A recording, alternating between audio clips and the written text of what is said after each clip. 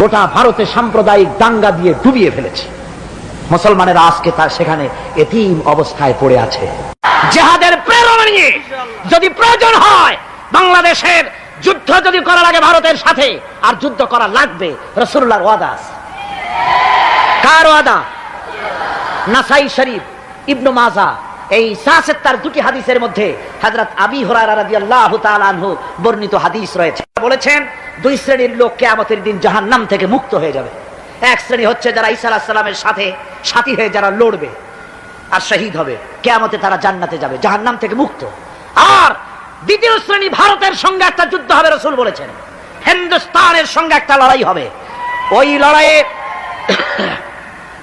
লড়াইয়ে যারা শহীদ হবে রাসূলুল্লাহ বলেছেন কিয়ামতের দিন জাহান্নাম থেকে আল্লাহ মুক্ত করে দিবে। সেই লড়াই ভারতের সাথে আমাদের হবে। ওই লড়াই যেদিন বাঁধবে বাংলাদেশের সেনাবাহিনী, এয়ারফোর্স, ল্যান্ড ফোর্স, পুলিশ শুধু এরাই যুদ্ধ করবে না, বাংলাদেশের 12 কোটি তৌহিদি জনতা শহীদ তিতুমীরের বাস হাতে নিয়ে ভারতকে পিটিয়ে ঠান্ডা করবে ইনশাআল্লাহ।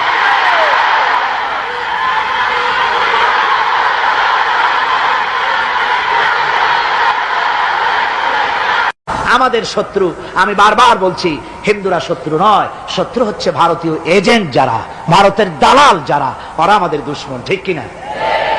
তারা বাংলাদেশের স্বপ্ন এখানে বসে দেখে, পত্রপত্রিকার মাধ্যমে, টিভির মাধ্যমে হাজারো প্রচেষ্টা তারা চালিয়ে যাচ্ছে ইসলামের বিরুদ্ধে। সুতরাং ইসলামকে জমিনে টিকিয়ে রাখার জন্য চাই সংগ্রাম। তাই আল্লাহ রাব্বুল আলামিন বলেছেন ওয়াতুজাহিদুনা ফি সাবিলিল্লাহি বিআমওয়ালিকুম ওয়া আনফুসিকুম যালিকুম খায়রুল লাকুম ইন কুনতুম তা'লামুন।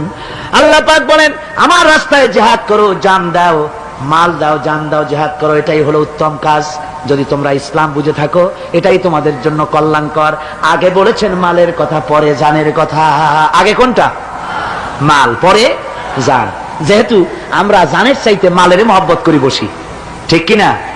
তো মালের মহব্বত করি বেশি, আমরা কথায় কথায় বলি আরে ভাই দরকার যদি হয় জানটা দিয়ে দিব, আর জান যদি দিয়েই দেন তো মালটা তো থেকেই গেল। এই জন্য আল্লাহ বলেছেন মাল আগে দাও, তারপরে জান দাও। আমরা খুব